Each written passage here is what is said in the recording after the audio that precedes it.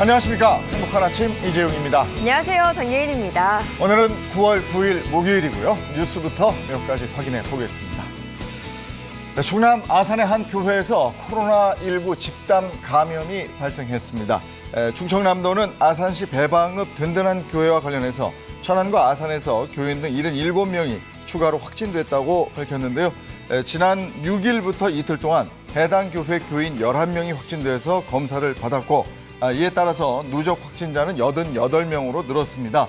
역학조사를 통해서 현재까지 파악한 바에 따르면 이 교회에선 교인들이 4시간여 장시간 예배를 본 뒤에 집단 취식을 한 것으로 조사가 됐습니다. 방역당국은 해당 교회에 대한 방역 소독을 마치고 시설을 임시 폐쇄한 뒤에 역학조사를 진행 중입니다. 추석 연휴가 열흘 앞으로 다가왔는데 하루 확진자 수가 2,000명을 다시 넘어섰고요. 수도권을 중심으로는 역대 최다 확진자 수를 찍었습니다. 휴가철 이후 학교 전면 등교가 시작된 데다 추석 연휴까지 겹치면서 확진자가 더욱 폭증할 것으로 예상되고 있는데요. 거리 두기 효과가 점점 이전에 비해서 떨어지고 있다는 우려의 목소리도 나오고 있습니다.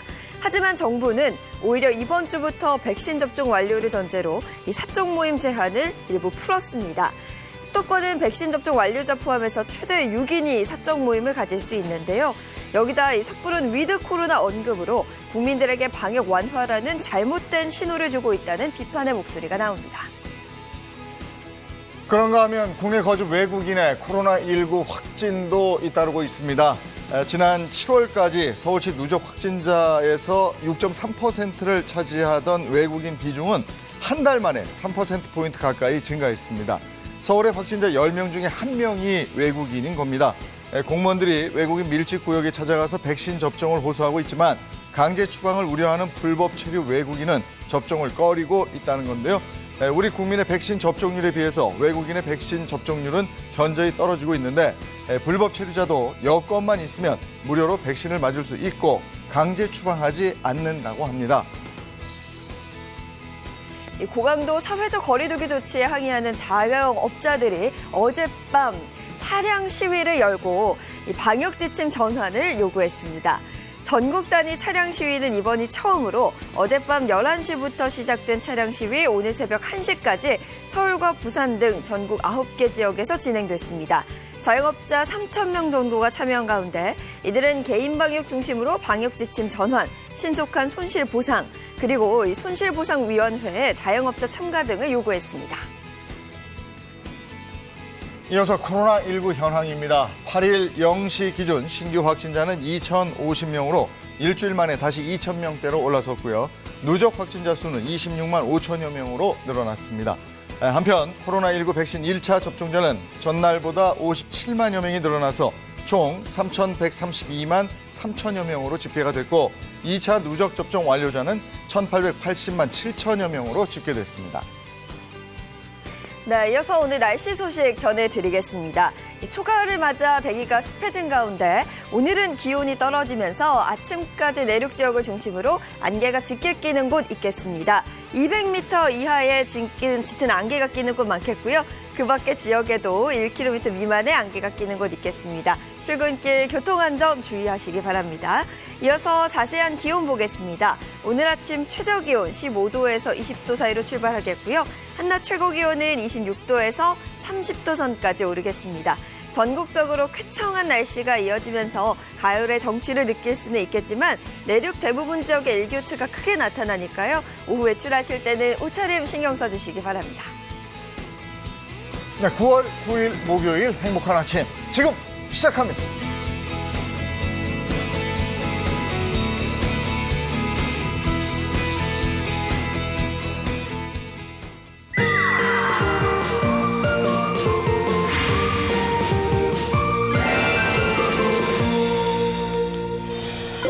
요즘엔 뭐 식을 줄 모르고 오르는 집값 때문에 집을 새로 산다 뭐 이런 것보다도 기존의 집을 잘 리모델링해서 새로 사용하는 그런 분들이 상당히 많이 계세요. 네, 굉장히 많이 늘었습니다. 리모델링을 통해서 헌집을 새 집처럼 탈바꿈하는 건 네. 물론이고요. 요즘에는요, 에너지 절감 효과까지 누릴 수 있는 방법이 있다고 합니다. 어떤 방법인지 화면으로 함께 보시죠.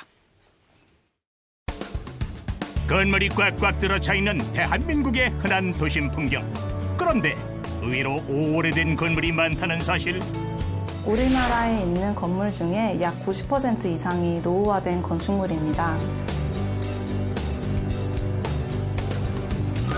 오래된 건물을 새 건물로 바꿔주는 마법. 바로 리모델링을 통해서 가능하다는데요.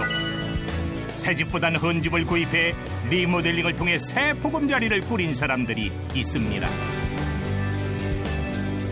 그린 리모델링을 인정하게 돼서 이렇게 지원을 받고 집을 지었고요. 돈을 많이 쓰지 않았습니다.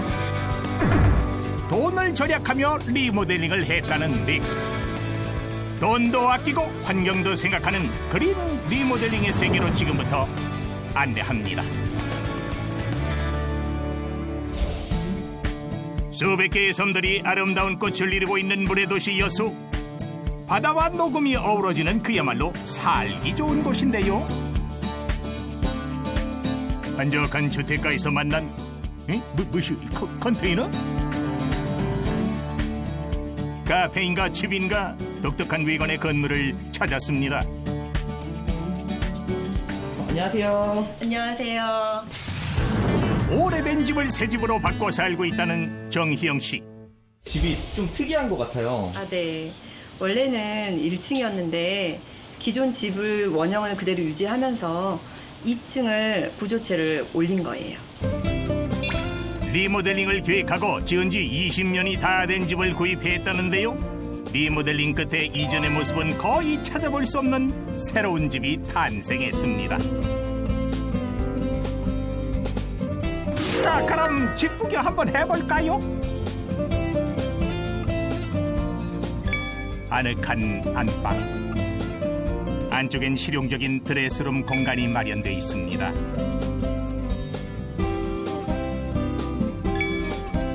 공부하느라 바쁜 큰딸에겐 햇볕이 훤히 들어오는 채광 좋은 방을, 그 옆엔 뛰어놀기 좋아하는 아들의 방을 마련했죠. 기존 집에서는 여기가 부엌 공간이었어요. 싱크대가 딱 놔졌던 자리인데 지금은 저희 집의 화장실이 되었습니다. 원래 부엌이었던 공간이 리모델링을 통해 화장실로 바뀌었다는데요. 그러면 주방은 어디 있어요? 주방이요? 저를 따라오시죠. 사라진 주방을 찾아서 따라간 곳은 다름 아닌 2층. 원래 단층이었던 집, 새로 올린 2층 공간에 주방을 마련했다는군요. 복도를 지나면 온 가족이 편안히 휴식을 취할 수 있는 넓은 거실이 펼쳐집니다. 가장 좋은 뷰를 제가 항상 있는 그 주방을 보고 싶었어요. 그래서 주방을 보시다시피 2층에다 두게 되었습니다. 집의 공간을 파격적으로 변신시키며 가족만의 아늑한 공간이 탄생했습니다. 정희영 씨가 리모델링으로 꿈꾸던 집을 일구게 된 데엔 특별한 계기가 있다는데요. 늘 아파트에서 벗어난 삶을 꿈꾸다가 이 집을 살게 됐고요.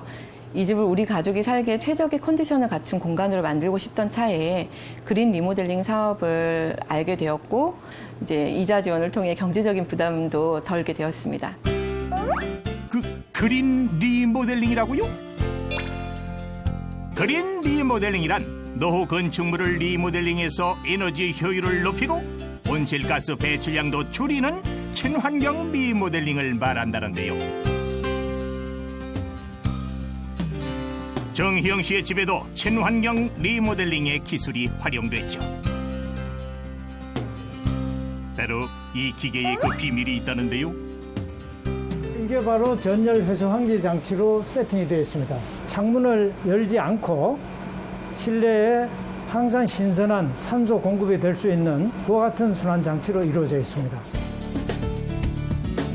공기순환 장치를 통해 창을 열지 않아도 항상 신선한 공기가 집안으로 공급되는 시스템을 만들어 놨는데요.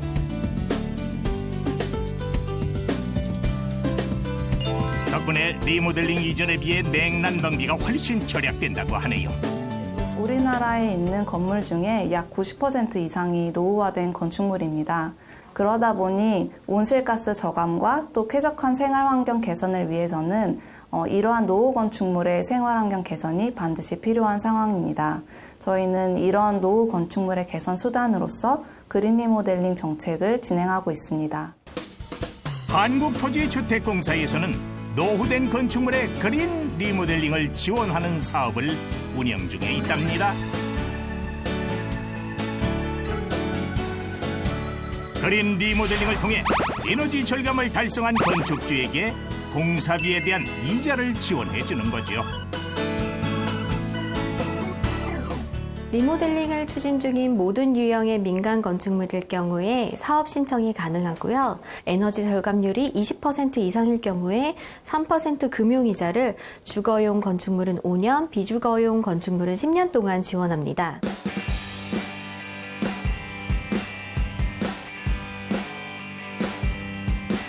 강남구에 위치한 한 기업의 사업. 이 건물도 그린 리모델링을 통해 새롭게 탄생했는데요. 답답해 보였던 건물은 반짝반짝 세련된 건물로 바뀌었습니다. 이 건물이 리모델링 과정에서 특히 신경을 쓴 부분은 바로 채광. 창호의 면적을 키우고 자연 환기를 극대화해 단열 성능을 한층 높였다고 하네요. 또 에너지 절감을 위해 조명 제어 시스템도 선봤습니다. 건물 에너지 중에서 조명 에너지가 차지하는 부분이 거의 40%가 됩니다. 그래서 조명 LED를 사용하고 전동 블라인드를 사용함으로써 많은 전기량을 줄일 수가 있습니다. 리모델링 이후 이 건물의 에너지 절감률은 무려 38%에 달한다는데요. 에너지 소요량을 사용량을 모니터링할 수가 있고요. 여기 보시면은 냉난방, 급탕, 환기, 조명 퍼센트가 표시되어 있습니다. 건물 전체의 에너지 사용량을 한눈에 볼 수 있는 현황판이 있어 실시간으로 에너지 사용량 확인이 가능한 점도 이 건물의 자랑거리. 노력을 많이 들여서 폐기물도 감소시키고 환경 보전에 작게나마 기여를 했다라는 점에서 굉장히 보람찬 일이었다고 생각을 하고 있습니다. 2014년부터 현재까지 전국적으로 약 6만여 건의 노후 건축물을 그린 리모델링하고 이자 지원을 받았으며 특히 올해는 지원 내용과 혜택이 확대되어서 국민의 관심과 참여가 증가하고 있습니다. 헌집을 새집으로 만들어주는 마법. 에너지 절감으로 환경까지 생각하는 그린 리모델링. 우리도 동참해보면 어떨까요? 야, 헌집의 변신이 놀랍습니다. 저렇게 새 집으로 되네요. 네. 예전에 우리 놀이 중에 두꺼봐 헌집 줄게 새 집 다오 이런 거 있었는데. 네, 완전 그건데요. 네. 근데 요즘에 많은 분들이 이제 집에 머무는 시간이 많아지니까 저렇게 리모델링에 관심도 많아지는데. 네. 집에서 쉬잖아요. 근데 코로나19가 길어지면서 쉬긴 쉬는데 찌뿌둥하고 정말 쉬는 것 같지가 않다. 이렇게 얘기하는 분들도 많으시더라고요. 네, 그래서인지 요즘 부쩍 네. 번아웃 증후군을 호소하시는 분들이 굉장히 많이 늘어났습니다. 이럴 때 탁 트인 바다에 가서 소리도 한번 지르고 싶고 이렇잖아요. 너무 좋죠. 네. 저희가 낭만 여행지 한 곳 소개해 드리겠습니다. 잔잔한 바닷길을 걷다 보면 어느덧 마음이 안정되는 게 느껴지는데요. 매일 반복되는 일상에 지친 마음을 오늘 저와 함께 훌훌 털어버릴 준비 되셨나요? 바다가 정말 저기 멀리까지 펼쳐져 있잖아요. 가슴이 뻥 하고 이제 트이는 느낌. 보는 것만으로 힐링되는 가을 낭만 여행. 진짜 엄청 커요. 활기 넘치는 전통시장이 있는가 하면 고즈넉한 풍경이 펼쳐진 공원도 있고요. 지역의 역사를 보고 체험하며 공부할 수 있는 뜻깊은 장소도 있습니다. 해돋이 명소로 유명한 이곳. 보고, 먹고, 알고, 즐기는 오늘의 여행지는 포항입니다.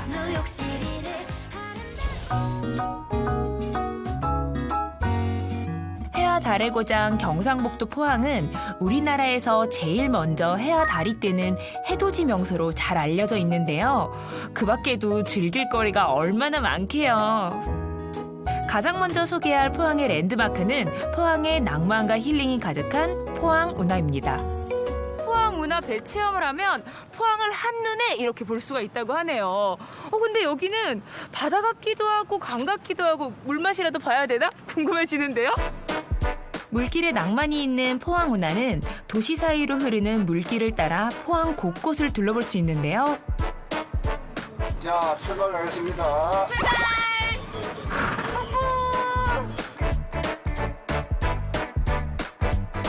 와, 진짜 간다. 우와.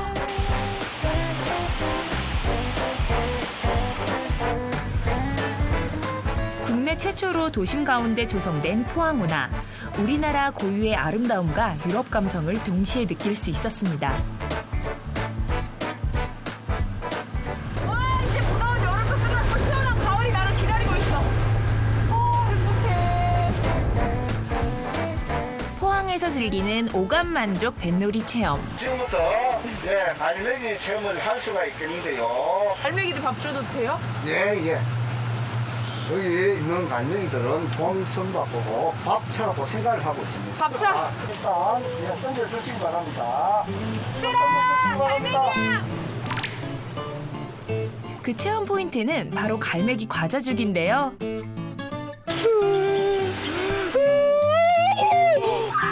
갈매기가 정말 번개같이 과자를 채워가더라고요. 약 1.3km 코스로 이뤄진 포항운하는 옛 물길과 생태환경을 과거의 온전한 모습 그대로 구현한 새로운 관광명소인데요.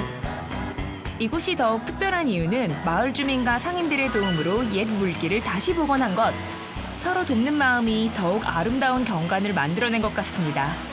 이렇게 뱃길 옆으로 마을이 아기자기하게 있고 사진 딱 찍어 놓으면은 우리나라 같지 않을 것 같아. 해외여행 왔다 해도 믿을 것 같아요. 이야기와 낭만이 가득한 포항운하. 포항 여행의 첫 번째 장소로 추천할 만하죠. 앞쪽에 보이는 커다란 건물이 동해안 최대 수산시장인 죽도시장이 되겠습니다. 포항의 또 다른 관광명소, 이어서 찾은 곳은 바로 죽도시장인데요. 짭짤한 바다 내음에 뒤섞여 전통시장에서 쉽게 볼 수 있는 포항의 대표 먹거리, 다양한 해산물이 눈과 귀를 사로잡았습니다. 보고 싶은 해산물들 다 보고 가려고 하는데 여기 진짜 큰 문어가 있거든요. 이거 보세요. 진짜 엄청 크죠. 우와, 와 진짜 엄청 커요. 제 팔만 하죠. 문어 이렇게 다리 펼쳐진 게. 그리고 또 어떤 생선이 있어요, 사장님? 전어. 가을인데. 전어가 맛있어요. 지금 먹어야 되는데. 9월부터 시작해서 한 11월 달까지 한 2달 바짝. 동안. 물에 해도 맛있고 비빔에 해도 맛있고 무쳐 먹어도 맛있고 구이도 맛있고 원래 먹어도 다 맛있는 전어. 포항하면 물회가 빠질 수 없잖아요. 제철 맞은 전어가 들어간 전어문회를 소개합니다. 새콤달콤한 양념장을 고루 얹어주고 야채와 해산물을 비벼주면 먹을 준비 끝! 제가요 맛만 보려고 했는데 식사를 해버렸습니다. 지금 제 입안에 포항과 가을이 놀러 왔어요. 지금 파티 열고 있어. 축하. 든든하게 배도 채웠겠다. 마지막으로 제가 향한 장소는 바로 이곳. 동화 속 풍경을 그대로 옮겨놓은 듯한 제철소 내의 한 공원입니다. 이곳은 구름다리가 유명한데요. 산속에 있는 듯 기분 좋은 숲내음을 맡으며 걷다 보니 제가 꼭 선녀가 된 것 같았어요. 구름다리 걸어보니까 마치 하늘 위에 숲을 걷는 느낌이에요. 진짜 힐링이다, 힐링. 나무야 안녕. 약 234m의 구름다리 위에서 내려다보니 공원과 제철소의 풍경이 이색적이었는데요. 오, 무서워. 전 못 가겠어요. 와, 아찔하다. 생각보다 많은 것을 즐길 수 있습니다. 제 팔 보이죠? 지금 즐기고 있는 거예요. 후덜덜. 자, 나무 높이까지 올라왔고요. 밑에 보이세요? 스카이워크 체험도 정말 아찔했어요. 커피 한 잔 마시면서 즐기는 이 여유로움이란, 야, 평온하다, 평온해. 조용히 분수와 저수지를 바라보다 보니 고즈넉한 풍경에 녹아드는 느낌이었는데요. 이곳의 특이한 점은 공원 안에 있는 역사박물관입니다. 철의 도시를 상징하는 웅장한 모습. 포항하면 생각나는 거는 제철이고 해서 제가 여기 올라왔는데, 와, 보니까 포항 제철의 역사가 이렇게 쫙 하고 나와 있어요. 대한민국 산업발전의 주력이자 심장이었던 철의 도시 포항답게 데일 듯 뜨거웠던 역사가 일목요연하게 전시되어 있었습니다. 안녕하세요. 아유, 반갑습니다. 저는 포항에 이런 곳이 있는 줄 몰랐어요, 사실. 네, 신기하죠. 생긴 지 얼마나 됐어요?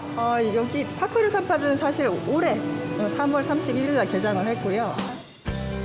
가장 먼저 눈에 띈 건 어마어마한 크기의 용광로였는데요. 여러분, 아직 놀라긴 이릅니다. 박물관 내부를 가득 채운 대형 용광로는 실제 크기의 3분의 1로 축소된 모형이었는데요. 안에 용광로의 온도가 어느 정도까지 올라갈까요?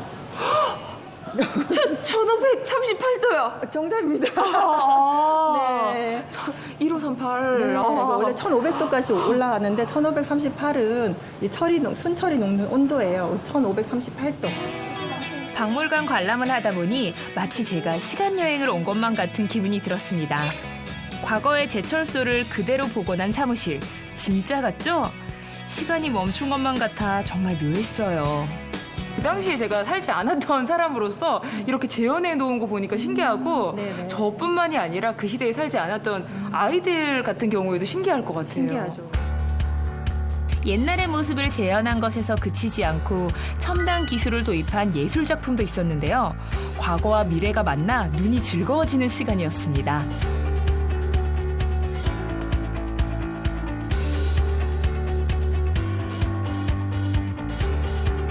포항이 지나온 발자취와 더불어 생생한 역사를 눈으로 보니까 여행을 가슴으로 온전히 다 누릴 수 있었던 것 같은데요. 편안한 휴식처이자 동시에 활기찬 여행지였던 포항. 맛있는 음식과 시원한 바다, 그리고 생생한 역사가 살아있는 곳 포항. 저는 포항에서 힐링 여행 제대로 하고 왔는데요. 여러분도 잊지 못할 여행을 원하신다면 포항 여행 어떠신가요? 여행은 여기서 행복할 것의 줄임말이라고도 하죠. 가을 낭만이 있는 여행지였던 포항에서의 행복. 여러분은 어떠셨나요?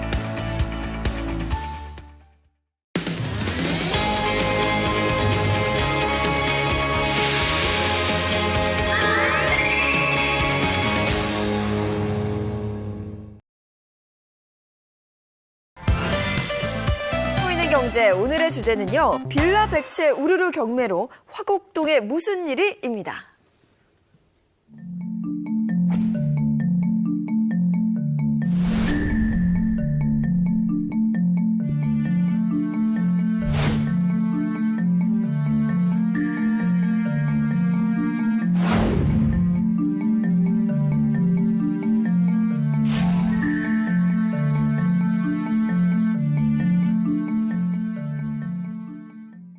예, 얼마 전에 서울 강서구 화곡동에서 빌라 100채가 무더기로 경매에 나왔다. 이게 어떻게 된 일인지 알아보죠.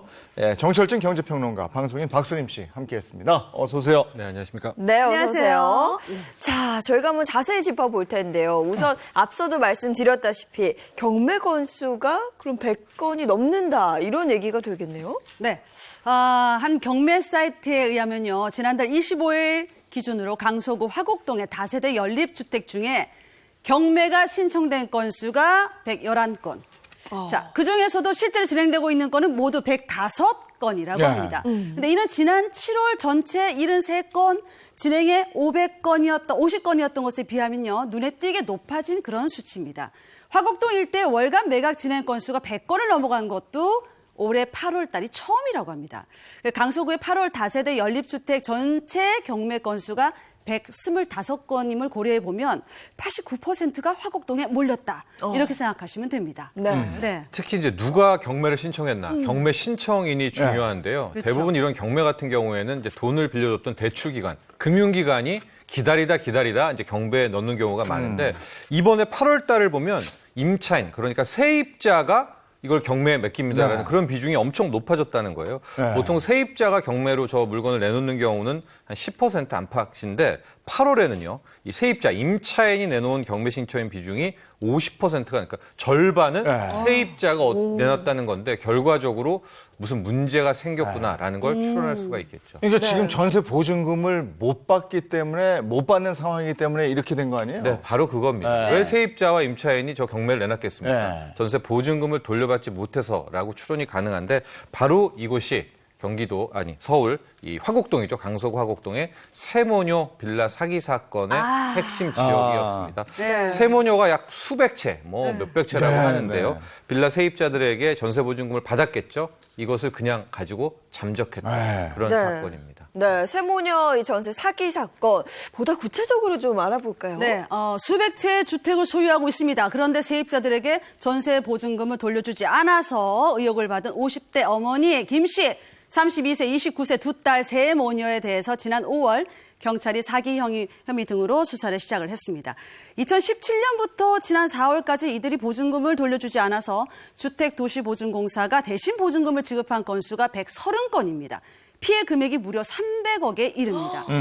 세모녀 중에 두 딸이 2017년도에 언니가 7채, 두 동생이 5채 이렇게 12채로 보유하면서 임대사업자로 등록해서 지난 5월 6일 당시 397채 주택을 소유했습니다. 2019년에는 524채까지 소유하고 있었습니다. 주택은 두 딸 명의로 돼 있어요. 그런데 임차인과의 계약과 연락은 어머니 김 씨가 도맡아 했습니다. 야, 보통 사람들이 아니네. 524채까지 집을 보유했었다.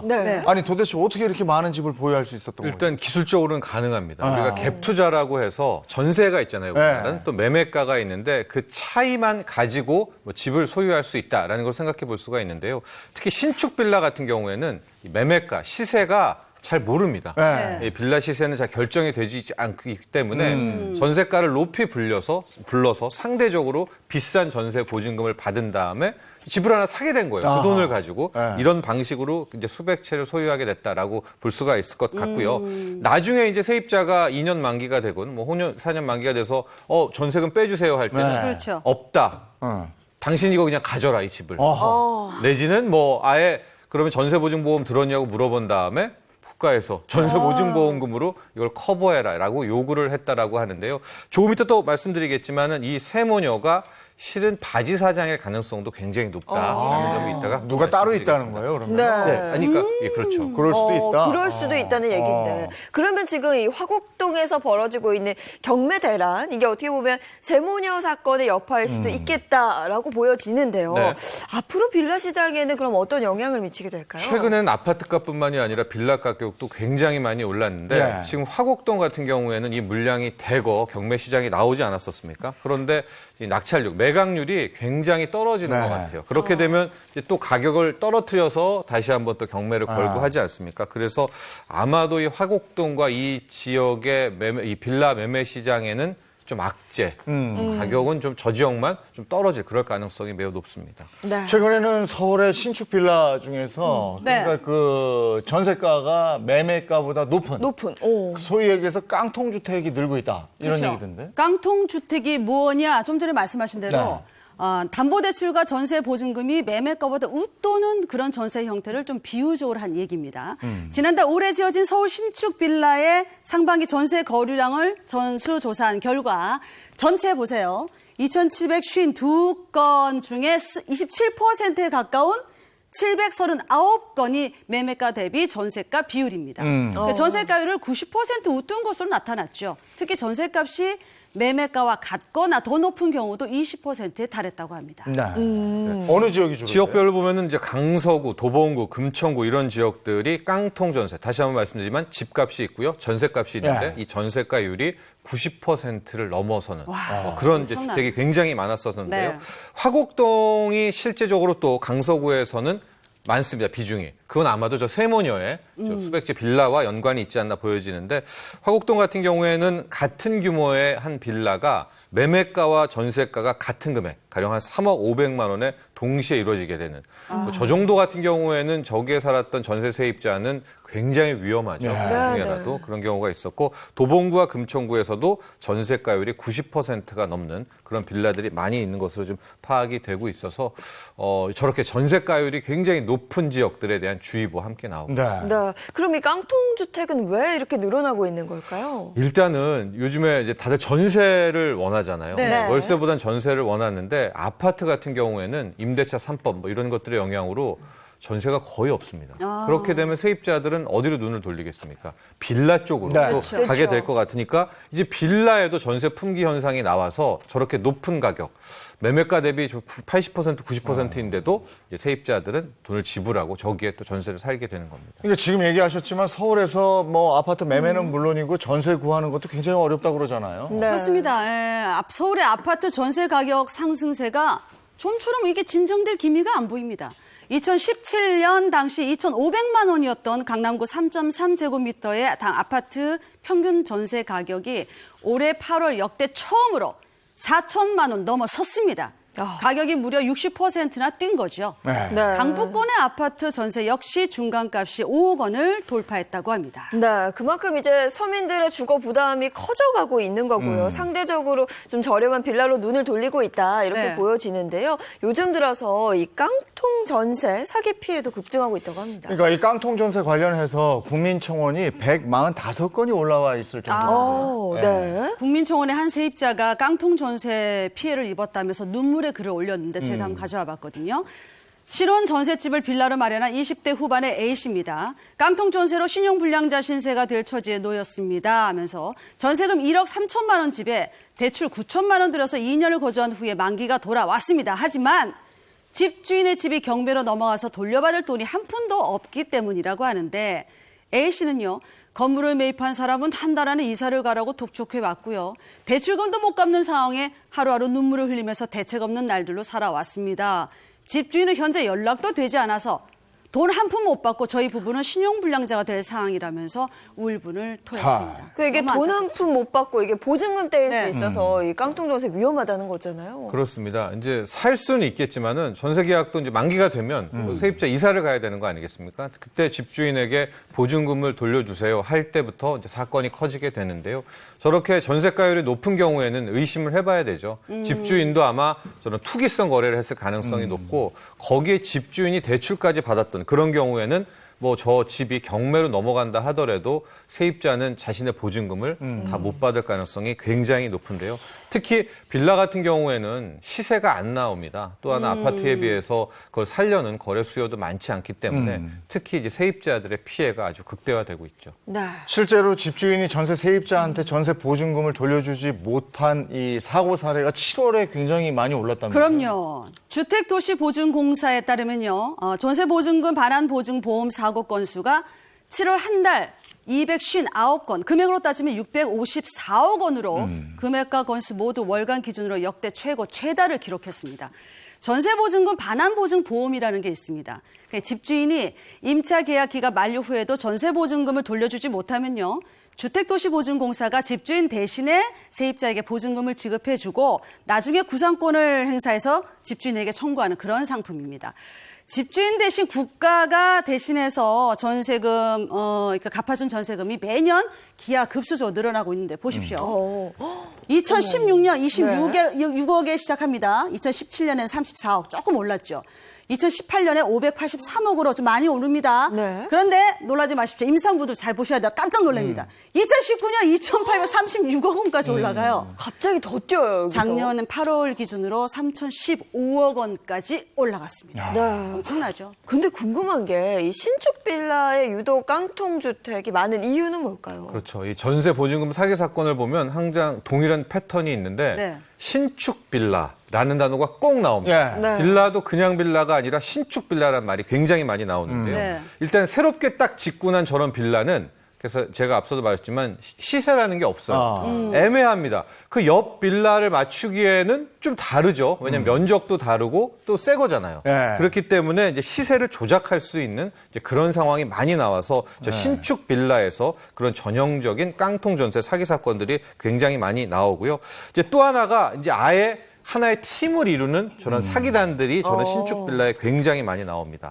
바지 사장, 대출 브로커, 뭐 영업사원 또 이런 사람들이 나와서 이제 세입자에게 이런 현혹시키는 그런 사건들이 많이 나오는 그런 모습이 나오고 있습니다. 그 세모녀 갭 투자 사건 이것도 지금 얘기하신 뭐 무슨 건축주하고 뭐 이렇게 설계해가지고 했다 뭐 이런 얘기도 있는 거잖아요. 그렇죠. 아마 그럴 가능성이 매우 높습니다. 이 세 모녀가 모든 이런 사기를 기획하고 실행했다라고 보기에는 네. 너무 규모가 크고요. 아마도 앞서 나왔던 이런 신축 빌라 전세 사기의 전형을 좀 보이고 있는데요.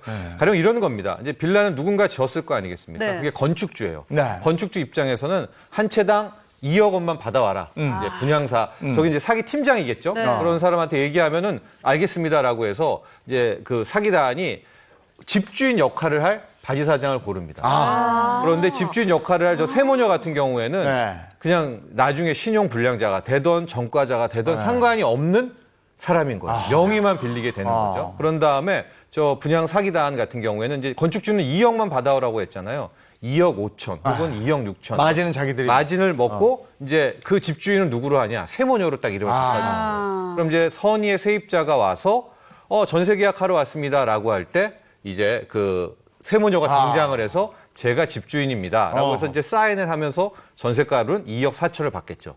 그런 다음에 2억은 건축주, 저 빌라를 최초 지은 사람한테 주면 건축주 입장에서는 손 터는 거잖아요. 그렇죠. 하고 중간에 있는 사기단은 한 채당 3천, 4천씩 떨어지게 되는 거예요. 그 모든 피해는 세입자가 지게 되는 아주 이런 신축 빌라의 전형적인 사기 수법이 아니었나 이렇게 추론이 됩니다. 이 세모녀 사건 피해자들의 이야기를 들어보면요.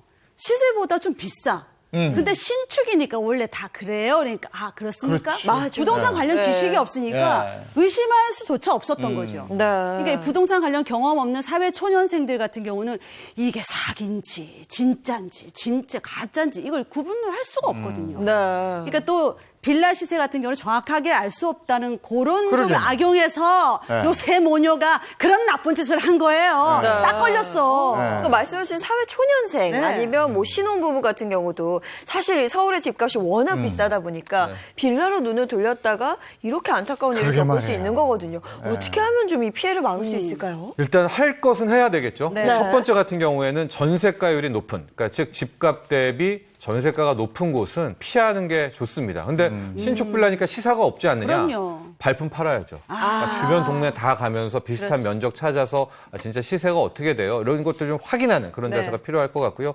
두 번째는 뭐 아주 기본이기는 한데 등기부 등본 확인입니다. 보시면 이제 갑구, 을구에 보면 이제 대출은 어떻게 돼 있는지, 뭐 집주인에 대한 것들, 또 과거의 매매 이력 이런 것들이 쭉 나와 있거든요. 이런 것들을 좀 확인해 보시면은 수상쩍은 점을 분명히 파악할 수가 있고요. 이게 이제 부동산 사장님까지 연계되면 할 수는 없지만 이런 경우는 있어요. 저 세모녀 같은 경우에는 윗집도 세모녀고 밑에 집도 세모녀고 다 신축 빌라가 세모녀라고 하면 뭔가 이상하죠. 그래. 의심하고. 이렇게 좀만 수사를 해봤는데 거의 50채, 100채를 소유하고 있다. 이때는 많이 이상하니까요. 꼭 등기부 등본에서 여러 가지 좀 확인하시고요. 세 번째는 전세 보증보험 가입 여부입니다. 일단 가입이 되는 게 중요하고 그 집이 가입이 될까 안 될까도 좀 파악을 해보신다면 일단 최소한의 방지책은 될 수 있을 것 같습니다. 이제는 이 보증보험에 집주인도 의무적으로 가입을 해야 되는 거죠? 네, 의무 가입이고요. 8월 18일부터는 집주인도 전세 액수의 75%를 부담해야 되니까요. 세입자 입장에서는 좀 많이 한결 부담을 덜었는데 특히 보증보험을 가입하지 않은 임대사업자는 보증금 10% 이하의 과태료, 또 상한선 3천만 원을 받기 때문에 많은 집주인들이 가입한다라고 하는데, 근데 잘 보시면은 이렇게 깡통 전세는 아예 보증보험 회사에서 안 받아줍니다. 그러면 제도가 있어도 난 이용할 수가 없기 때문에 꼭 전세 보증보험 가입되는 곳에서 전세를 얻는 또 그런 자세도 필요할 것 같습니다. 우리가 생활하면서 안정적으로 필요한 것이 의식주잖아요. 그럼요. 주거 안정이 요즘 너무 흔들리니까 이런 얘기들이 너무 많이 나와요. 맞아요. 정말 그래서 저희가 서민 울리는 깡통 전세에 대한 얘기를 오늘 집중적으로 나눠봤습니다. 두 분 고맙습니다. 고맙습니다. 사건 사고 24시입니다. 오늘의 주제는요. 여성 2명 살인 강윤성 어떻게 살인범이 됐나입니다.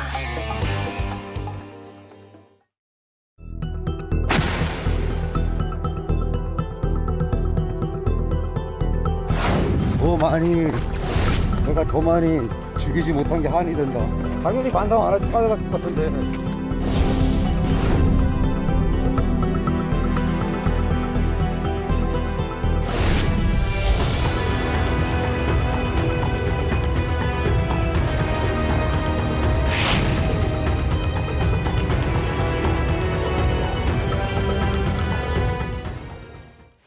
예, 신상 공개 다 된 거니까 1965년 만 56세 이름 강윤성 출소 3개월 만에 여성 네. 2명을 살해했어요. 전자발찌 살인범 강윤성에 대한 얘기 요즘 세상에 떠들썩합니다.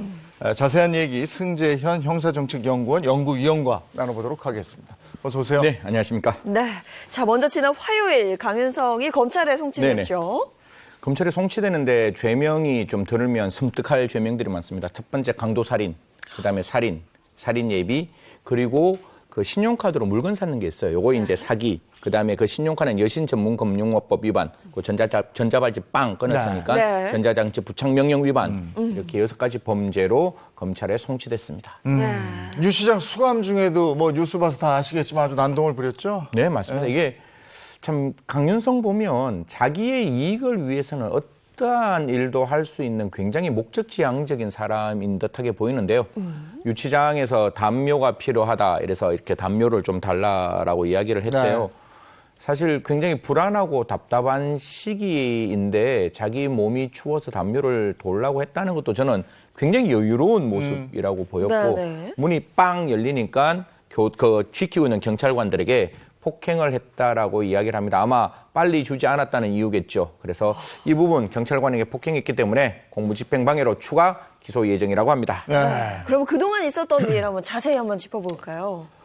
이거 아침에 원래 행복한 아침인데 네. 제가 맨날 사건 가지고 나올 때마다 행복한 아침이 아니라가 국민 여러분께 너무 죄송스러운데 네. 다음에 제가 조금 더 사건이 행복할 수는 없지만 여러분들한테 조금 더 이렇게 말랑말랑한 이야기를 좀 가지고 오고 싶은데. 이거 우리가 이런 사건을 알고 방지하자는 차원이죠. 그렇죠. 예. 네. 그래서 이 강윤성 피해자 2명을 살해를 합니다. 사실 이게 살해하는 과정이 충분히 막을 수 있었음에도 불구하고 좀 막지 못하는 부분이 있어서 굉장히 아쉬운데 사실 이게 강도 강간 혐의로 15년간 복역을 해요. 복역하고 나오고 난 다음에 이제 일명식도 없던 여성을 이제 2명이나 살해하는데 첫 번째 이제 여성을 자기 집에서 40대 여성을 살해를 합니다. 그리고 난 다음에 송파구에 이제 쭉 돌아다니면서 전자발찌를 또 끊고 그게 어떤 특별 몽총토성역인데 버리고 난 다음에 다시 다른 50대 피해자 다시 한번 살해를 하고 그 다음 날 그 시신을 자기 차에 싣고 송파경찰서에 와서 자수합니다. 이것도 참 그러니까 전과 14범이었다. 이래서 다들 더 놀랬잖아요. 이게 대한민국이 가지고 있는 어떻게 보면 한계라고 그냥 교정의 한계일 수도 있고 또 그 인권적인 문제 때문에 저희들이 나중에 또 한번 이야기할 기회가 있을지 모르겠지만 보수용 제도라는 게 사실 보호 감호가 폐지됐기 때문에 형기만 살면 세상 밖으로 나올 수밖에 없는 환경이었어요. 그래서 이 강윤성 옛날부터 많은 범죄를 저질렀는데 한 2가지 성범죄에 대해서만 좀 구체적으로 말씀드리면 96년에 길 가던 여성을 성폭행합니다. 그래서 이 일로 형을 살고 난 다음에 더 큰 문제는 아까 제가 말씀드렸던 2015년에 출소하고 난 다음에 5개월 만에 공범 3명과 더불어 30명 가까운 여성들에게 강도, 성폭행, 날치기 이런 범죄를 저지르는 거예요. 사실 아침에 조금 제가 이렇게 범죄 수법을 어디까지 이야기를 할지 나올 때마다 고민을 하는 건데 사실 강도하고 난 다음에 피해 여성이 굉장히 이렇게 극단의 공포에 휩싸여 있는 상황에서 성폭행을 하는 경우도 있어서 저희들이 죄질이 가장 나쁜 죄질 중에 하나라고 저희들이 이야기를 하거든요. 강도강간. 그래서 강도강간도 있었음에도 불구하고 이제 이 사람 15년 이제 살고 나오자마자 지금 한 3개월 만에 말씀드렸지만 사실 이 부분이 제일 제가 마음이 좀 두렵고 불편한 게 사실 조금만 국가가 제대로 신경을 쓰고 또 보호수용 조두순 때 굉장히 많이 이야기가 나와서 사실 나오지만 않았다면 무고한 피해 여성 2명이 이렇게 사망하지 않는 사건이 나오지 않았을까. 그 점에 대해서 형사정책을 하고 있는 저희 입장도 굉장히 무겁고 국민 여러분께 또 이 부분은 죄송하다는 말씀드리겠습니다. 네. 그러니까 정말 나오자마자였거든요. 출소 석 달 만에 2명의 여성을 살해한 건데 피해자들이 강윤성과 어떤 관계이고 범행 동기는 또 뭐였는지. 사실 뭐 피해 여성에 대해서는 아마 그 피해 여성의 유족의 명예와 또 피해 여성의 어떤 명예 때문에 제가 뭐 특별하게 말씀은 못 드리겠고 그냥 지인이라고만 말씀드리겠습니다. 지인 2명을 살해했는데 제일 처음에 뭐 언론에 나오는 거는 뭐 성폭행 가능성을 좀 열어두고 봤는데 부검 결과 보고서를 보니까 성폭행했는 그 사실은 발견되지 않았습니다. 그래서 성폭행이라는 점은 이제 말하면 오보가 될 듯하고요. 왜 2명을 이제 살해하게 되었느냐? 일단 강윤성의 주장에 따르면 저는 또 이 부분도 되게 좀 답답한데 많은 여성들을 만나서 금전 채무를 만들어냅니다. 이게 석 달 만에 왜 보호 관찰을 할 때 준수 명령에 이렇게 여성들과 많이 만날 수 있는 직업과 또 여러 가지 어떤 행태들이 만들어졌는지 사실 어떤 특정 업소에 들어가는 것도 못 가게 했어야 되고 술도 못 먹게 했어야 되고 또 어떤 그 여성들과 만나는 직업 이게 뭐 화장품 방문 판매를 했다고 하는데요. 그런 것도 안 했어야 되는데 여하튼 지금 이제 여성들과 채무 관계가 만들어지고 첫 번째 여성에 대해서 원래 두 번째 여성이 한 2천만 원 정도 채무가 있었는가 봐요. 두 번째 여성에게 2천만 원을 갚기 위해서 첫 번째 여성에게 돈을 빌려달라고 이야기를 했다라고 합니다. 근데 첫 번째 여성 돈을 이제 빌려줄 수 없다라고 이야기하니 첫 번째 여성을 살해했고 두 번째 그 첫 번째 여성을 살해하자마자 그 신용카드로 휴대폰을 사고 되팔아요. 팔고 난 다음에 이거는 강윤성 주장입니다. 저는 도망가려고 돈을 오히려 준비했는 거 아니냐라는 생각이 들긴 들지만 이 강윤성은 두 번째 여성에게 돈을 일정 부분 갚기 위해서 그렇게 되팔았다고 이야기를 합니다. 그래서 두 번째 여성을 만났는데 두 번째 여성이 2천만 원 전체를 갚아야지 일부 변제해서는 안 된다라고 이야기를 해서 두 번째 여성까지 살해했다고 하는데요.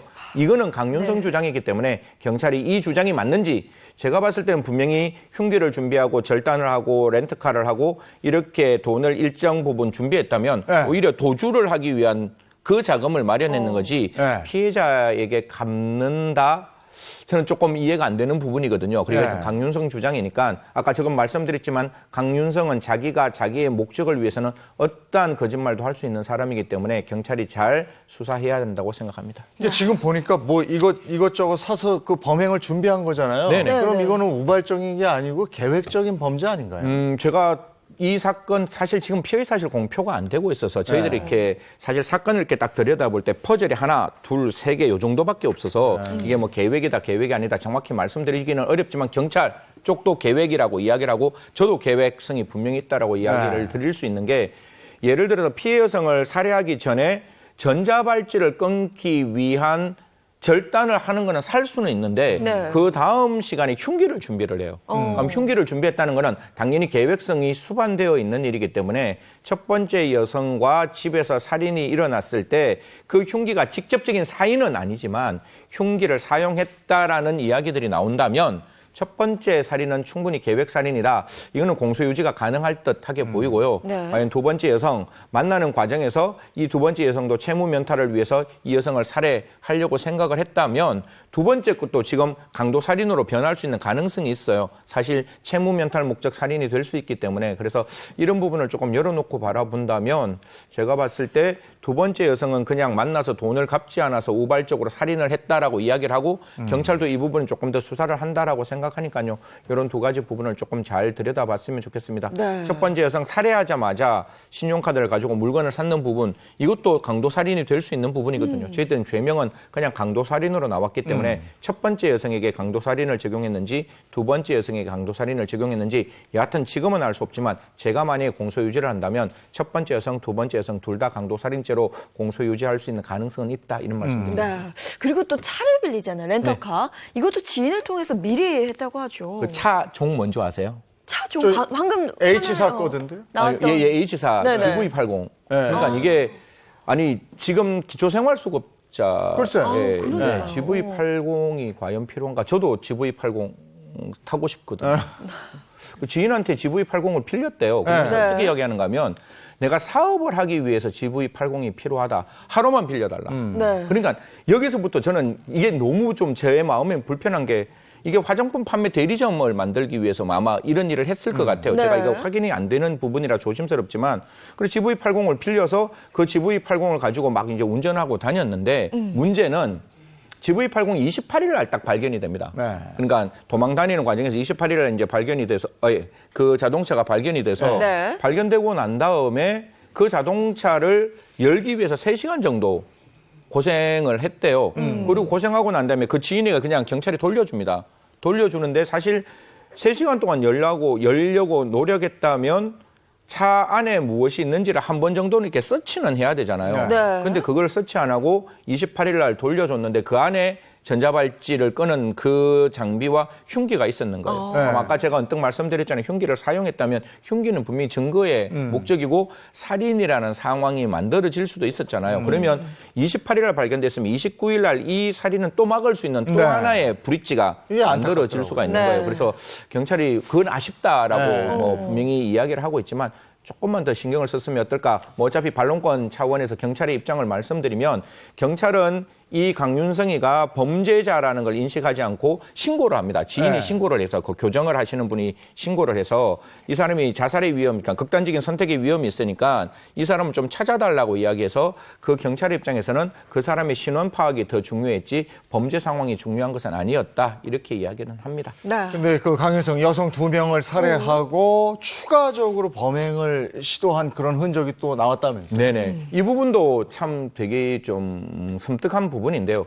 원래 대상은 지금의 첫 번째 피해 여성이 아니고 다른 제3의 여성이라는 거예요. 제3의 여성에게 전화를 했는데 자기 전화번호부에 그 여성의 이름을 뭘로 기입을 했는지 저장을 했는지 몰라서 전화를 못했다는 거예요.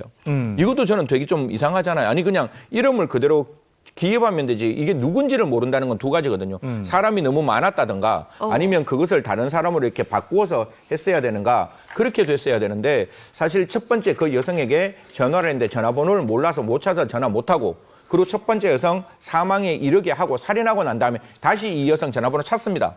찾아가 전화를 하는데 장소가 엇갈려서 이 피해 여성을 못 만나는 거예요. 그래서 이렇게 피해 여성을 만나려고 했던 이 점이 살인 예비죄로 추가 기소가 되는 겁니다. 네. 저는 근데 이 강윤성 대해서 굉장히 충격적이었던 게 이런 발언을 합니다. 내가 더 많이 죽이지 못한 게 말해요. 안타깝다. 네.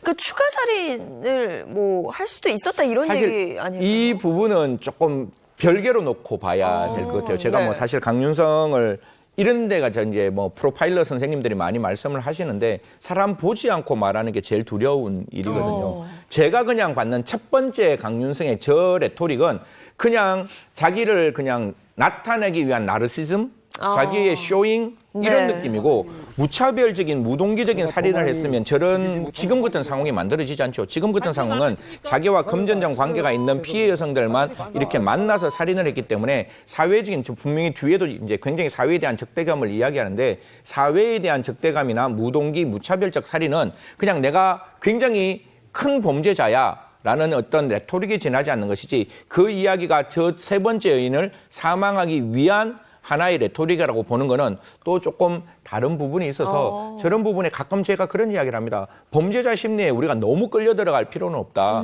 그들이 말하는 건 그들이 말하는 대로 딱 놓고 우리가 그 사람에 대해서 판단하는 건 분명히 도구가 있어요. PCLR이라 그래서 사이코패스라는 평가도 할 수 있고 K솔라스라 그래서 재범 위험성 척도도 있으니까 네. 그 사람의 주장이 아니라 그 사람의 성격을 정확하게 판단해서 우리가 그 사람의 개별적인 성격을 판단하는 게 더 옳지 않을까 그렇게 생각합니다. 근데 많은 분들이 호송 도중에 강윤성이 보인 그 태도, 네. 기자가 뭐 살인 동기를 묻자 발로 차서 마이크가 날아가는 날아갔죠. 이런 모습 봤잖아요. 네네. 이거 왜 그러는 거예요? 사실 이건 제가 조금 더 말씀드리면 그 기자를 제가 알아요. 네. 근데 그 기자 입장에서는 자기를 찾다는 느낌이 더 많이 들었대요. 네. 그러니까 이게 마이크를 딱 대놓고 마이크를 빵 차는 게 아니라 그 기자를 향해서 공격을 했는데 공격하다 보니까 마이크가 이렇게 날아가는 모습이라서 저 부분이 이제 우리 요번에 이제 주말 정도에 뭐 사이코패스에 대한 평가 척도가 나온다는데 그 평가 척도가 4가지 분면에서 평가 척도를 가지고 있는데 그게 자기 충동이나 자기 어떤 감정을 억제하지 못하는 것도 사이코패스의 가장 전형적인 모습인 거거든요. 그래서 제가 봤을 때 지금까지 나와 있는 강윤성의 모습을 보면 평가가 어떻게 나올지는 몰라도 제가 봤을 땐 충분히 사이코패스의 가능성이 높다라고 말씀드리고 지금까지 나와 있는 저 모습을 보고 사이코패스 점수가 낮다면 둘 중에 하나입니다. 그 사이코패스 척도가 잘못되었든지 아니면 저 강윤성이 끝까지 자기의 성격을 숨기기 위한 또 하나의 모습을 보였든지 근데 저는 사이코패스가 충분히 될 수 있다 그렇게 말씀드리겠습니다. 그럼 그간의 그 수감 생활 모습은 어땠는지 그리고 출소 이후에는 어땠는지 이것도 좀 주목해봐야 될 것 같은데요. 그 수감 생활은 아까 제가 말씀드렸다시피 그 수감 생활조차도 자기의 이익을 위한 최선의 포트폴리오를 작성했는 것 같은데요. 이게 그 지금은 교정시설에서 인권 침해가 발생하면 그 인권 침해가 굉장히 이렇게 그 인권이 진정거통하게 되면 굉장히 문제가 많이 발생할 수 있어요. 그래서 교도관들이 조금만 문제가 있으면 그 이야기를 계속 해왔대요. 그래서 교도관도 이제 중간 기본 그 내용들을 바꾸고 있는데 여기서 문제는 뭔가 하면 교도관들한테는 그렇게 자기의 인권을 지키면서 또 세길이라는 어떤 그 교정 잡지에는 자기는 정말 반성하고 있다라는 이야기를 하고 있어서 자기가 쉽게 출소할 수 있는 부분에 대해서는 자기가 충분히 반성하고 있다는 걸 오히려 대외적으로 이야기를 하고 어떤 교정 잡지에 그리고 안에서는 교정관들에게 굉장히 불편한 사람으로 만들어서 자기 생활을 가장 편하게 만들었던 그런 모습들이 보이고 있습니다.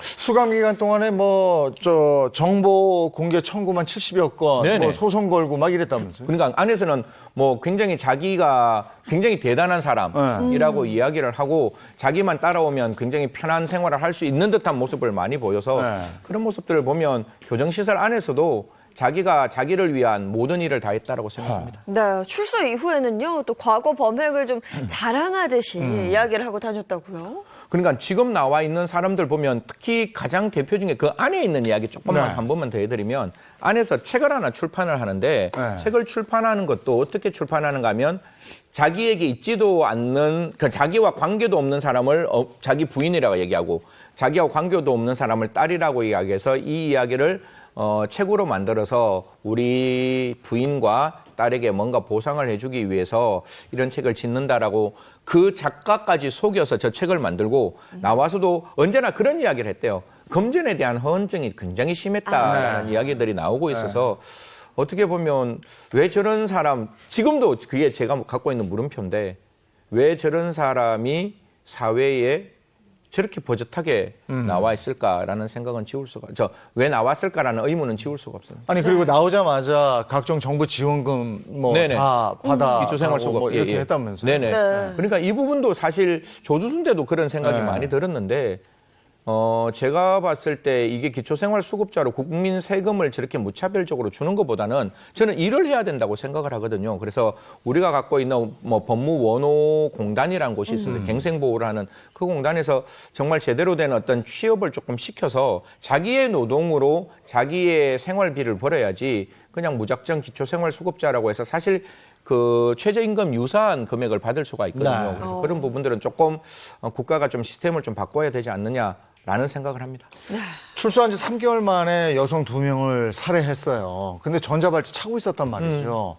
국민들은 아니 전자발찌 차고 있는데 그러니까요. 아니 어떻게 이렇게 버젓이 그걸 끊고 다니는 동안 뭐 했는가, 이거 미리 막을 수 있는 거 아니었는가, 이런 얘기 많이 하거든요. 사실 이 부분에 대해서 제가 법 체계상 그럴 수밖에 없다라고 국민 여러분께 말씀을 드릴 수밖에 없는 게 좀 불편한데요. 사실 이게 전자발찌는 속업해서 채울 수가 있어요.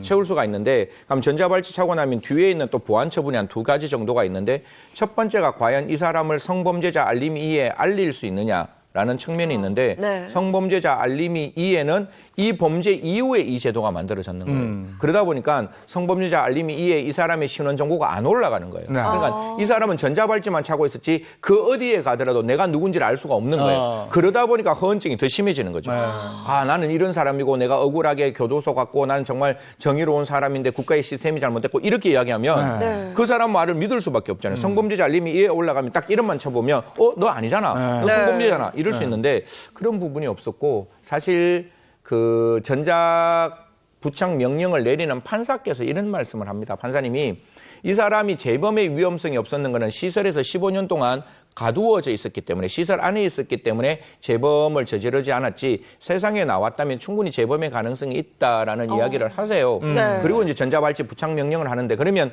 위험성이 있는 사람이 세상에 나온다면 전자발찌에만 기대서 이 사람의 범행을 막는다? 좀 불가능하잖아요. 전자발찌는 그 사람의 위치를 설명하는 거지 그 사람의 상태를 설명해 줄 수 없으니까. 그리고 전자발찌 차고 범죄를 한다면 그걸 어떻게 말리겠어요? 맞아요. 그렇기 때문에 나와서 이 사람에게 해줄 수 있는 것 기억나시죠? 조두순 같이 1대1 직접 어떤 집중 관찰을 했어야 되는데 법이 1대1 집중 관찰을 하는 대상으로 미성년자 성폭행범만 집중 대상 범죄자로 만들었지 지금 이 사람은 굉장히 흉악한 범죄 그것도 30여 명의 피해 여성을 성폭행하려고 했고 했는 과정도 있지만 그 과정에 미성년자가 없어서 집중 관찰 대상이 안 되었다는 점이 이게 어떻게 보면 입법의 공백일까 아니면 인력의 부족일까 이런 점을 굉장히 생각하게 됩니다. 네. 그리고 또 한 가지 좀 안타까운 게요. 경찰이 강 씨가 도주했다는 걸 알고 나서 집을 방문을 합니다. 근데 내부 수색을 하지 않아요. 5차례나 갔음에도 불구하고.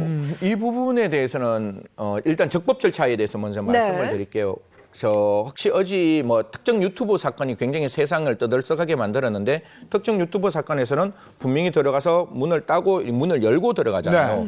근데 왜 이번 사건은 이런 걸 못했느냐? 경찰 너무 무력한 거 아니냐라는 말씀을 주시는데 이건 법이 절대로 이걸 넘어가지 못하도록 만들어 놓는 게 이게 강윤성이라는 사람이 그 집에 안에 존재한다라고 생각했으면 충분히 들어갈 수 있는 가능성이 있는데 집에 아무도 없는 상태에서 들어간다는 게 이게 국가공권력이 개인의 가정의 문턱을 쉽게 넘어가게 만든다는 것은 또 한편으로 굉장히 두려운 일이거든요. 그렇죠. 이게 그냥 이 사건의 하나의 공정은 생각할 수 있지만 다른 사건과의 형평을 생각하면 다른 사건에서 경찰이 어떤 특정한 피의자가 없음에도 불구하고 무조건 문을 열고 들어갈 수 있는 권한을 준다는 게 조금 불편했고 이 사건에서는 첫 번째 문제가 뭔가 하면 체포영장이 없었다는 점. 두 번째, 거기에 대해서 압수수색 영장도 발부가 안 되었다는 점이 문제인데 체포영장을 그 보호관찰관이 특별사법경찰이라 그래서 사실상 그 수사권이 있습니다. 그래서 검사에게 갔대요. 검사에게 가서 이거 영장 좀 발부해 주세요. 그러니까 모르겠습니다. 검사님이 잘못했는지 특사경이 이야기를 잘못했는지 모르지만 영장 그 발부 신청을 받아주지 않았대요. 그러니까 사실 그때 영장을 발부해주고 영장은 전담에 저녁에도 영장 전담 발부하는 판사가 있으니까 그렇게 했으면 체포영장 나오고 압수영장 나왔으면 들어갈 수도 있었는데 그런 부분이 없어서 문제였고 여기서 이제 박범계 장관께서 그런 말씀하십니다. 이번에는 좀 그런 부분에 있어서 신속하게 대응할 수 있는 어떤 조치를 좀 마련하겠다라고 하니까요. 두 가지의 감정이 있습니다. 반드시 신속한 조치를 한다 할지라도 반드시 그 피의자가 현장에 있음을 전제로 이러한 신속한 어떤 내용들이 만들어져야 되고 신속한 내용보다는 철저한 영장주의에 의해서 체포영장이나 압수영장을 발부하고 집행하는 것도 필요하다라는 말씀드리겠습니다. 근데 그 렌트카도 그대요. 두 번째 범행이 일어나기 전에 렌트카 확보를 했잖아요. 네네. 근데 그 안에 이제 범행에 쓰이는 흉기가 있었는데 그것도 수색하지 않았죠. 그러니까 그 부분이 저는 제일 아까도 말씀드렸다시피 렌트카는 28일 날 발견했고 그럼 28일 날 안에 있는 그 흉기만 나오도록 흉기가 분명히 사용된 흉기니까 이것만 딱 혈흔 검사하도록 혈흔이 나왔을 거 아니에요. 그럼 여기서 첫 번째 살인도 발생할 수 있고 두 번째를 조금 더 적극적으로 단순히 극단적인 선택을 하는 사람이 아니라 정말 위험한 사람이라는 걸 알 수 있었을 것인데 왜 그걸 하지 않았는지 경찰도 안타깝더라고요. 경찰도 이 부분 아쉽다라는 말을 하는데 사실 제가 가끔 후배들한테 그런 이야기합니다. 대한민국 시민이 사망한 사건에 대해서는 다소 불편하고 억울하고 답답해도 이거는 그냥 무조건 잘못했다라고 말을 하고 앞으로 절대 이런 일이 발생되지 않도록 만들어야지 그냥 나의 영역에서 내가 이런 행동을 했기 때문에 저런 행동을 하지 못했다는 핑계는 제가 봤을 때 국민들에게 설득되지 않는 부분이라고 생각합니다. 이건 핑계로 들리니까. 핑계로 들릴 수밖에 없죠. 자, 그러면 이런 문제가 발생하게 된 궁극적인 이유, 이거는 뭐라고 보시는지요? 이게 지금 대한민국에는 선택지가 딱 두 개밖에 없어요. 하나는 교정시설에서 수용 생활을 하다가 수용 경기가 끝나면 바로 세상 밖으로 나올 수 있는 선택지밖에 없는 거거든요. 근데 이 교정이라는 게 교정에서 그 사람을 무조건 치료해 줄 수는 없는 거잖아요. 교정이라는 거는 이 사람이 죗값도 치러야 되잖아요. 네. 아니 살인 있는 사람, 강도 있는 사람, 강간에 있는 사람은 어떻게 죗값을 안 치를 수가 있겠어요. 그래서 이 교정시설은 죗값을 치르는 부분이 있기 때문에 절대적인 치료만을 할 수 없어서 이 사람이 개선 교화가 덜 된 상태가 될 수도 있어요. 이거는 교정의 실패가 아니라 교정의 한계고, 그러면 이 사람이 조금 교정이 덜 됐으면 1, 2년 더 교정시설에서 잡아둘 수 있어야 되는데 소년은 그래요. 부정경이라서. 근데 성인은 무조건 나와야 되는 거예요. 그럼 무조건 세상에 나오면 어떤 상황인가 하면 분명히 이 사람의 재범의 위험성이 개선 교화가 덜 돼서 충분함에도 불구하고 세상으로 나올 수밖에 없으니 이 세상에 나와서 범죄를 저지르는 걸 방지하기 위해서 보호관찰, 전자발찌, 그다음에 신상공개, 그다음에 뭐 성중독 약물 치료 이런 것들, 뭐 취업 제한 이런 것들을 하는데 이것만으로 지금 우리가 나오는 그 증거, 그러니까 사건의 수로 보면 증거적 관점에서 분명히 재범의 위험성을 완벽하게 막을 수 없다는 게 드러나고 있잖아요. 그래서 이런 논의가 이제는 필요하다는 거죠. 교정시설에 나와서 무조건 사회 내로 내어보낼 것이냐, 아니면 조금 개선이 덜 된 사람을 중간 지역 영역에서 조금 더 이 사람을 조금 케어를 할 것이냐, 돌볼 것이냐에 대한 논의가 만들어지고, 그러면 그 중간 단계를 보호수용은 아니더라도 낮에는 충분히 그 사람에게 사회생활을 하게 하고 저녁에는 들어와서 이 사람에게 나름대로 좀 이렇게 치료를 해줄 수 있는 여러 가지의 조치를 좀 만들면 어떻겠느냐, 뭐 법무부에서도 보호수용 유사한 제도를 검토하고 있다라고 하니 그 부분에 대해서 좀 선택지를 하나만 더 줬으면 좋겠어요. 아니 그러니까 사실 이렇게 흉악한 사람들이 나와서 그렇게 활보하고 또 범죄를 저지르는 걸 보면서 많은 국민들은 이런 인간들한테 우리가 사회적 비용을 지불할 필요가 있느냐? 그쵸. 이런 얘기도 한단 말이에요. 그런 생각을 할 수밖에 없을 것 같아요, 사실. 그러니까 지금 나와서 다들 아시지만 기초생활수급으로 그냥 일 안 하고 그냥 세금 받아가는 거잖아요. 그러니까 오히려 어떤 시설 안에서 이 사람에게 일을 시킬 수 있는, 그래서 자기 일로 자기 생계를 좀 이끌어갈 수 있도록 하는 것도 필요하다는 말씀드리겠습니다. 그리고 이렇게 자꾸 전자발찌 착용하고도 범죄가 왕왕 일어나니까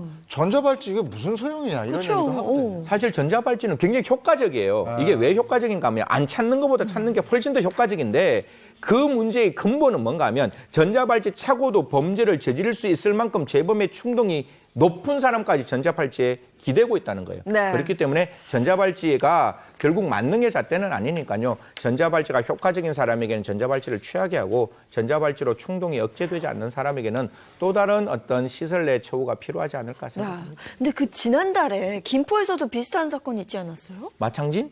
네. 예. 사실 이 부분이 어떤 내용인가 하면 전자발찌가 있음에도 불구하고 전자발찌가 이게 훼손이 되는 상태에서 공개 수배가 일어났는데요. 공개 수배가 일어나는 이 사건에 대해서 기본적으로 이게 16일 동안 찾지를 못했어요. 찾지를 못했는데 경찰관이 가지고 있는 눈썰미로 이 사람을 찾게 됩니다. 이 사람이 이렇게 왜 그랬는지 모르지만 딱 등잔 밑이 어둡다 그래서 자기 도망갔는 반경 5km 안에서 이제 시장에서 발견됐는데 똑같은 옷을 입고 이렇게 팔자걸음을 걷는 모습이 있었대요. 그래서 그 지구대에 있는 경찰이 탁 받는 거죠. 저 사람 우리가 받는 사람인데, 저 사람 특징 충분한데, 이렇게 해서 16일 만에 이 사람이 잡혔다라고 이야기를 합니다. 네. 근데 마창진은 붙잡혔지만 이 전자발찌 끊고 도주한 후에 잡히지 않은 사람들도 있지 않아요? 아직 더 있죠? 이게 약간 그 내용들이 조금 다른데, 사실 전자발찌를 착용하고 잡히지 않는 사람이 법무부에서는 2명, 3명이다 이런 이야기를 하는데요.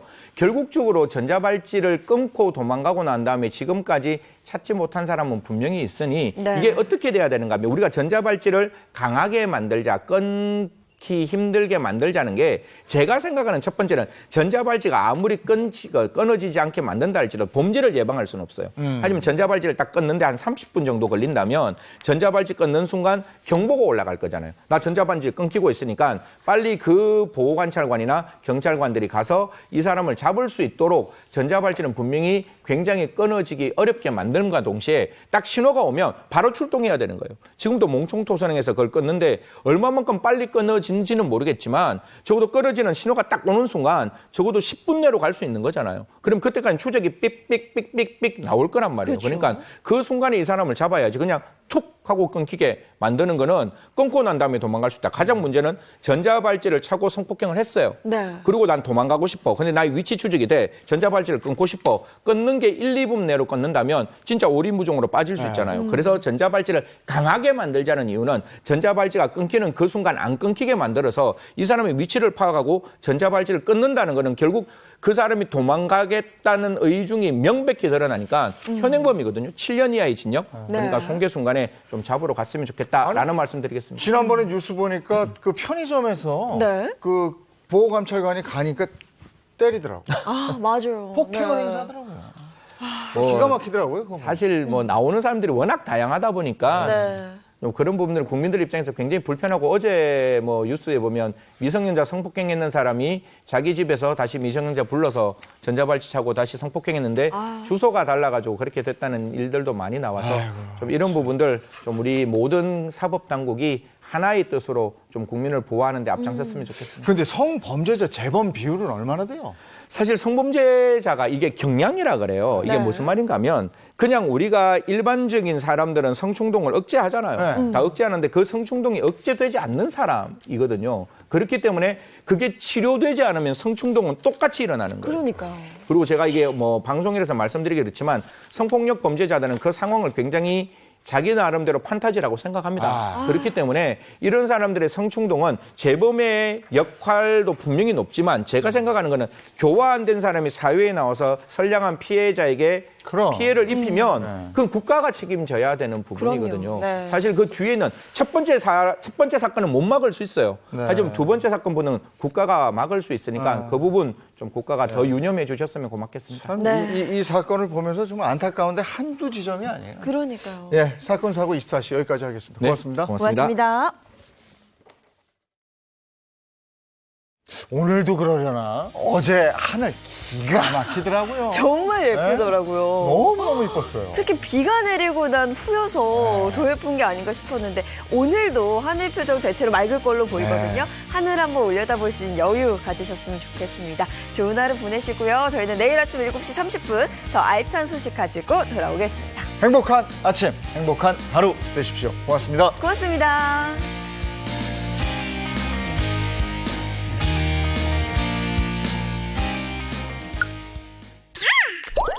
채널 A